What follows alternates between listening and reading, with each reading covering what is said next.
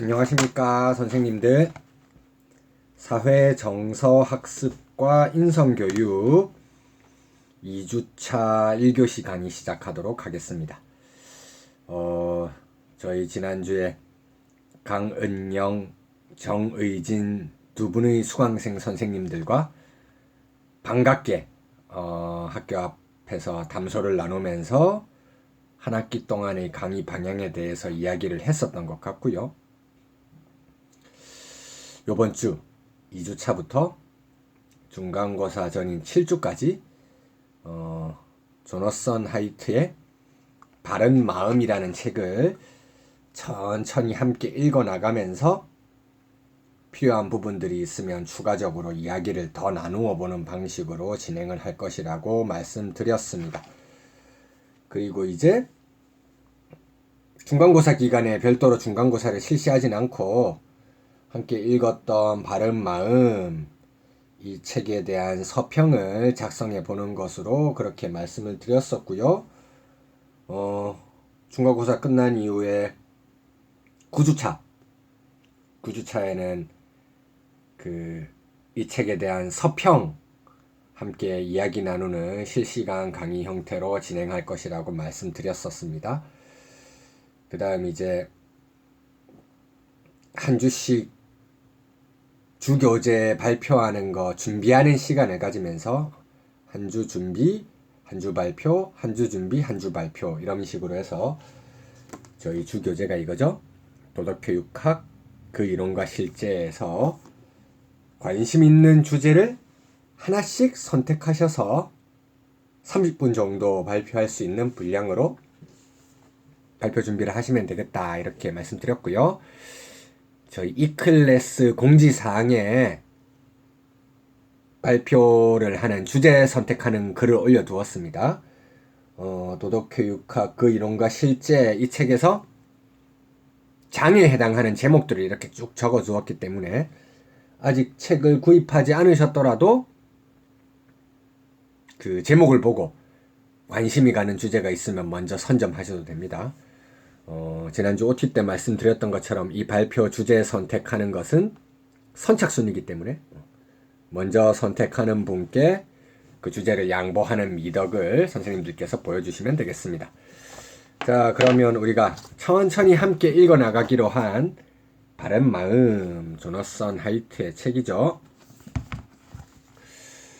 제가 이렇게 딱 보니까 어차피 들어가면 이 부분은 책을 읽다 보면 관련되는 내용들에 대해서 이야기하는 그런 부분이 다시 돌아오겠더라고요. 그래서 1장 도덕성은 대체 어디에서 생겨나는가? 그 중에서 33쪽부터 읽으면 적절할 것 같습니다. 네. 1장 도덕성은 대체 어디에서 생겨나는가? 거기서 33쪽부터 보도록 하겠습니다. 1987년만 해도 도덕심리학은 발달심리학의 하위 분야에 속해 있었습니다. 선생님들이 이제 학부 때 강의 들으시기도 했었고, 지금 의진 선생님 같은 경우는 석사 첫 학기이시고, 은영 선생님은 이미 수료를 하셨잖아요. 은영 선생님께서 그 대학원 들어오셔서 이제 막 공부하시던 그런 시기에 도덕 발달 심리학에 대해서 아마 많이 배우셨을 겁니다. 도덕성을 구성하고 있는 요소 내지 인간의 도덕적 행동에 영향을 줄 수 있는 중요한 요소들, 이렇게 이야기하면 인지적인 측면, 정서적인 측면, 행동적인 측면, 사실은 이 세 가지가 통합적으로 함께 고려되어야 하는 것이죠.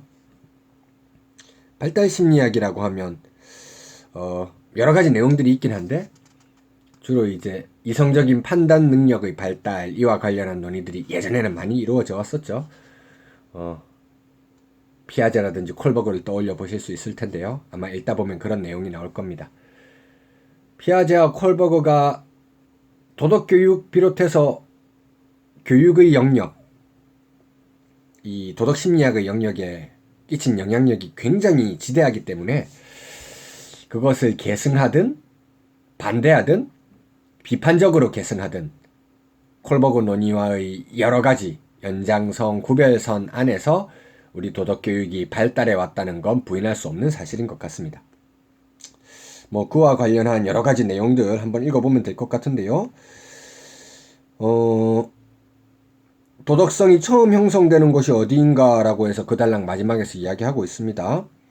이 질문에는 을에 두 가지 대답이 나오곤 합니다. 천성 아니면 양육, 둘 중 하나라는 것이죠. 천성 쪽에 손을 들었다면 당신은 선천론자인 셈이다. 그 다음 선천론자는 도덕적 알미 우리 마음에 원래부터 들어있다고 보는 입장을 이야기하는 것입니다. 다음 단락으로 넘어가서요.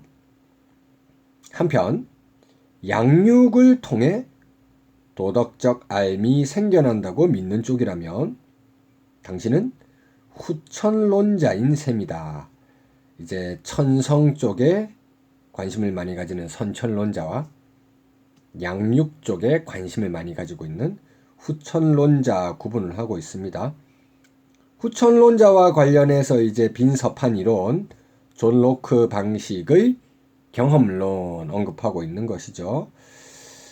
자, 이어서 한번 읽어보도록 할까요?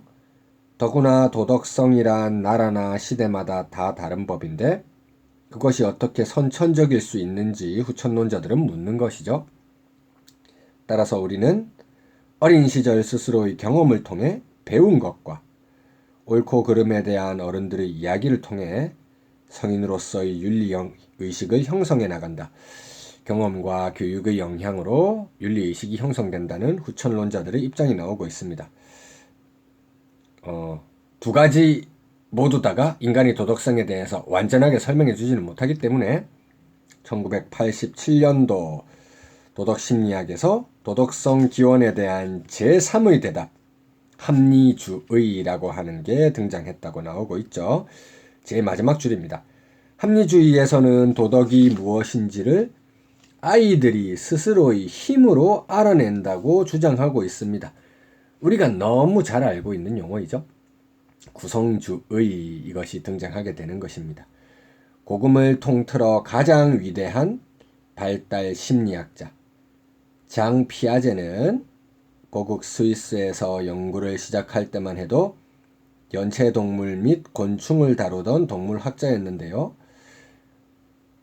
연결되는 부분이 있습니다.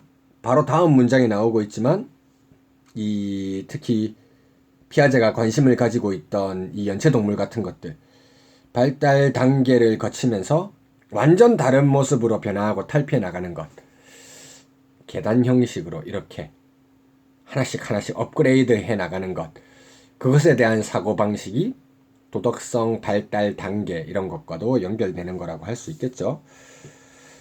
그 뒤의 내용은 이제 피아제는 워낙 선생님들께서 잘 알고 계시는 내용이니까요. 쭉 넘어가면 될 것 같고요.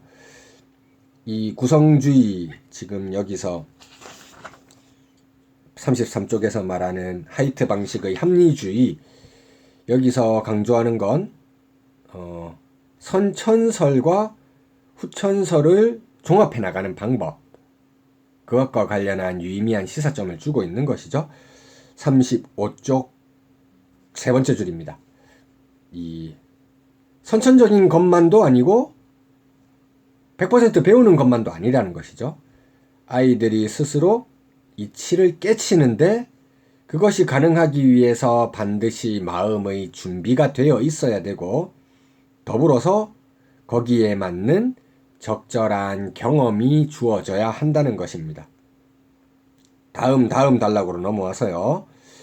가장 마지막 내용이죠. 피아제의 주장에 따르면 그 밑에 줄을 보도록 하겠습니다. 도덕성에 대한 이해는 선천적이라고 할 수 없었고 그렇다고 그것을 어른에게서 직접 배운다고도 할 수 없다는 겁니다. 그보다는 아이들이 다른 아이들과 놀며 도덕성에 대한 이해를 스스로 세워나간다고 보는 것이 맞다는 것이죠. 뭐 뒤에도 쭉 나오고 있습니다. 36페이지 넘어와서 이런 걸 심리학적 합리주의라고도 하고요. 합리주의자라고도 말하는 겁니다. 도덕적인 지식을 얻는 데 있어서 인간의 추론 능력을 가장 중요시하고 신뢰하는 사람. 피아제는 교육학 이론 전반에 영향을 미쳤기 때문에 저희가 조금 더 관심을 가지고 봐야 하는 사람은 36쪽 가장 마지막 단락에 나오는 로렌스 콜버그가 되겠죠.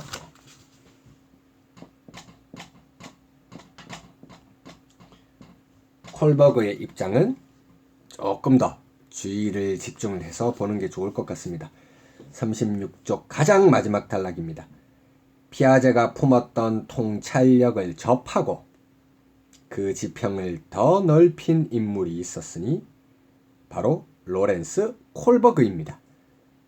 그는 1960년대 도덕성 연구에 일대 혁명을 일으켰고요.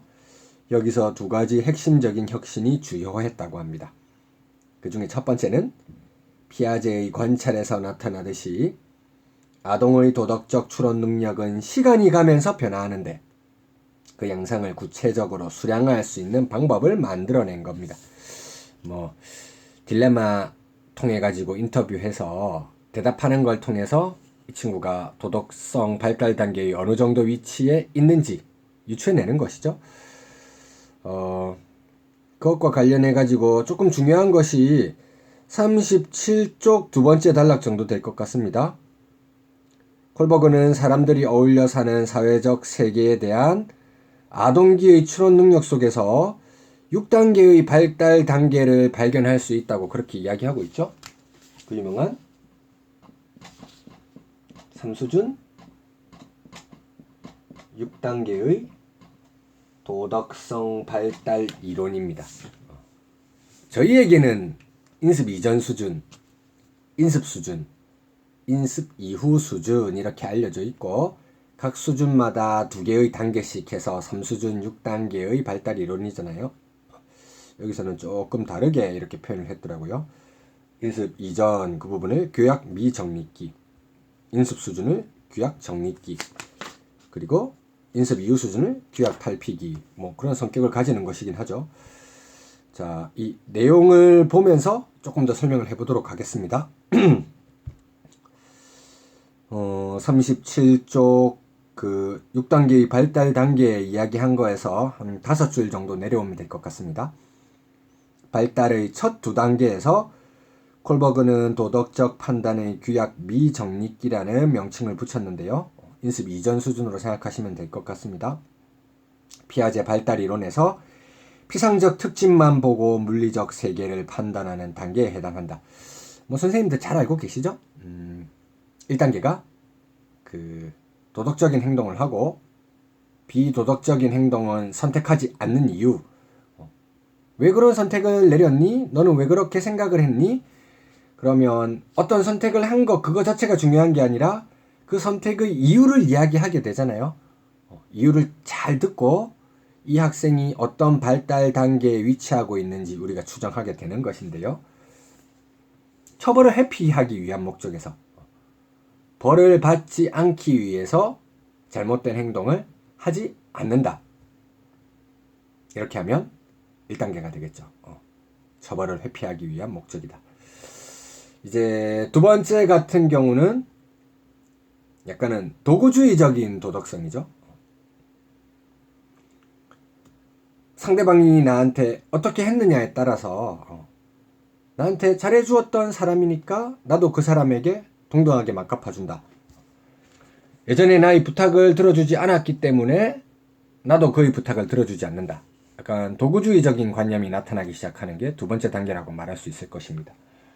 자, 이렇게 1, 2단계가 인습 이전 수준에 있다면 인습 수준 3단계가 가지고 있는 특징은 무엇이죠?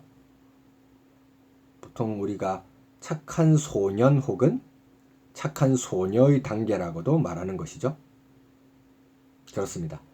친밀한 인간관계를 가장 중요시하는 그런 특징을 가지고 있는 단계이죠. 나랑 가까운 친구이기 때문에 그 친구를 도와주었어요. 나랑 가까운 가족 나의 부모님의 기대를 어길 수 없기 때문에 잘못된 행동을 선택할 수 없었어요. 이렇게 친밀한 인간 관계, 가까운 관계를 중요시 여기는 그런 이유에서 판단을 내리면 3단계가 되죠. 그 다음 4단계. 여기서 이제 규칙에 대해서 복종하는 그런 모습이 나타나는데요. 지금 이제 37쪽 제일 아래에 보면 초등학교에 들어가면 아이들은 대개 2단계로 이루어진 규약 정립기에 진입해서 규칙 및 사회적 규약을 곧잘 이해한다고 되어 있잖아요. 여기서 이제 규약이 가지고 있는 성격, 인습 이후 수준으로 가도 5단계에서도 규약을 지켜야 한다는 이런 관점들이 드러나거든요. 그러면 인습 수준에 있는 4단계에서 규칙에 대한 이해와 인습 이후 수준에 있는 5단계에서 규칙에 대한 이해는 어떤 차이가 있을까? 아마 선생님들도 알고 계실 겁니다. 4단계에서 규칙에 대한 이해는 이 규칙이라고 하는 게 고정적이고 절대적으로 주어져 있는 것이기 때문에 우리가 절대 어겨서는 안 되는 성격을 가진 것이다.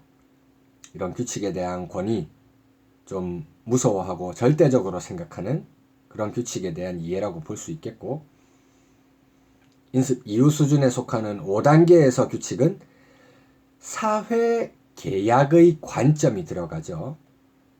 규칙이라고 하는 것도 어디까지나 사람들이 만들어낸 것이다. 우리가 살고 있는 사회가 원활하게 작동하기 위한 목적에서 규칙을 만들었고, 그래서 그런 규칙들을 지키는 이유가 있는 것이다. 그렇기 때문에 4단계에는 무조건적으로 규칙이 지켜져야 한다고 생각한다면 5단계에서는 정해져 있는 규칙이지만 그것이 지금 사회의 특수한 상황이라든지 정의 관점에서 맞지 않을 때는 어길 수도 있다는 시민 불복종의 이념, 이런 것도 5단계에서 등장할 수 있는 겁니다. 6단계는 보편적인 정의를 지향하기 위해 올바른 선택을 하는 것, 이런 게 6단계에 들어가겠죠.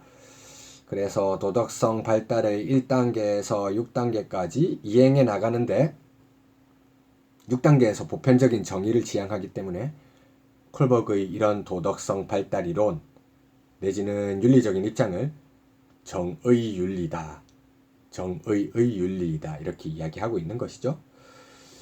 자, 그런 내용들 전반적으로 보면 38쪽 마지막 단락 보면서 콜버그의 3수준 6단계 발달에 대한 이야기를 마무리하면 될 것 같습니다. 콜버그가 밝혀낸 바에 따르면 사춘기를 지나고부터는 아이들 일부가 권위의 본성, 정의의 의미, 갖가지 규칙과 법칙의 이면에 깔린 이유들을 스스로 생각해 보기 시작합니다. 규약 탈피기, 인습 이후 수준이라고 말씀을 드렸었죠. 4단계의 규칙 이해와 5단계의 규칙 이해가 차이가 나는 지점, 사회계약의 이념이 도입되는 지점, 그런 게 다 여기 지금 연결되는 부분이죠. 규약 탈피기에 해당하는 2단계 동안에도 10대 청소년들은 여전히 정직을 중요시하고 규칙과 법률도 존중하는 모습을 보입니다. 하지만 전 같지 않게 이제는 정직하지 못하거나 법을 어기는 행동도 더 숭고한 가치를 위해서라면, 괄호 안에 들어가 있죠. 특히 정의를 위해서라면 정당화하는 경우가 생기기도 합니다. 소로우 같은 경우에 시민불복종의 선구자 사상가로 알려져 있잖아요. 우리는 법에 대한 존경심을 가질 것이 아니라 정의에 대한 존경심을 가져야 한다. 명문화되어 있는 법이라고 할지라도 정의의 이념에 비추어 봐서 잘못된 것이라면 의도적으로 그 법을 어김으로써 잘못된 법에 저항할 수 있어야 한다. 그런 모습들이 이제 청소년기에서 등장하기 시작한다는 것이죠. 그런 아동들은 한껏 의욕에 찬 합리주의자의 모습을 보이는데요. 콜버그는 그 모습을 자기 손으로 일관된 윤리체계를 정립하려고 노력하는 도덕 철학자의 모습으로 그려냈습니다. 이런 건 우리가 가르치는 학습자들에 대해 굉장히 긍정적인 그런 그림이라고 할 수 있겠죠. 우리는 작은 꼬마 도덕 철학자들을 가르치고 있는 중입니다. 굉장히 좋은 것이죠. 이 친구들이 올바른 방향으로 나아갈 수 있게 조력하고 유도한다면 얼마든지 성장할 수 있는 잠재력을 스스로 가지고 있는 것이죠. 아이들의 능력은 이 규약 탈피기 단계에 들어서 마침내 무르익게 되고요. 이 단계 들어 현격히 발전을 보이는 아동의 도덕적 추론 능력을 측정할 때도 콜버그 자신이 만든 여러 가지 딜레마들, 하인즈 딜레마 같은 게 잘 알려져 있죠. 그거 비롯해서 여러 가지 딜레마들 통해 가지고 학습자들 도덕성 발달 단계를 측정해 나가기도 했고요. 단순히 이 학습자가 어느 정도 단계의 도덕성 발달 노선에 놓여져 있느냐, 이거 측정하는 것만이 도덕교육론자들, 도덕심리학자들이 가지고 있는 그런 역할은 아니잖아요. 측정을 해서 2단계에 있다, 3단계에 있다, 이렇게 알아냈다면 조금 더 높은 단계로 이 학생이 발전해 나갈 수 있도록 조력하는 역할 또한 우리 교육자들이 실천할 수 있어야 되는 것이죠. 이 방법으로 잘 쓰는 방법 아마 알고 계실 겁니다. 그 플러스 1 전략이라고도 하죠. 그 콜버그 이후 이제 연구자들 중에 블레트라고 하는 이름을 가진 사람이 이 전략을 발견했다고 해서 블레트 효과라고도 표현하는 것인데요. 학습자가 현재 머물러 있는 도덕성의 발달 단계보다 한 단계 더 높은 차원의 도덕적 추론을 경험할 수 있는 기회를 노출시키는 거죠. 그러면 이성적인 추론의 결과 이 학습자가 한 단계 더 성장할 수 있을 것이다. 이런 주장을 펼치고 있는 겁니다. 이것과 관련해서 이제 플러스 1 전략 말고도 도덕교육의 방법론으로 활용할 수 있는 것 39쪽에 이제 나오고 있는 두 번째 단락인데요. 콜버그가 내놓은 연구 결과 중에서 영향력이 가장 컸던 게 도덕적으로 가장 발달한 아이가 역할 바꾸기를 평상시에 자주 접하는 아이라는 사실인 겁니다. 다른 사람의 입장을 채택해보고 그러한 관점에 서서 생각해보는 경험을 많이 해본 친구들, 이런 친구들이 도덕성이 발달해 있고 굉장히 뛰어난 도덕적 판단을 하는 특징을 가지고 있었다는 것이죠. 역할 바꾸기라고 하는 건 자기 자신을 상대방의 입장에 놓아보고 어떤 문제를 그 사람의 관점에서 바라보는 것을 의미하는 것이죠. 사실 그 동양에서도 이런 식의 사고방식은 굉장히 많잖아요. 역지사지, 입장을 바꾸어 생각해보고 다른 사람 관점에서 생각해보는 것이 도덕적 판단으로 나아가는 지름길이다. 그것과 관련해서 이제 40쪽으로 또 넘어가서요.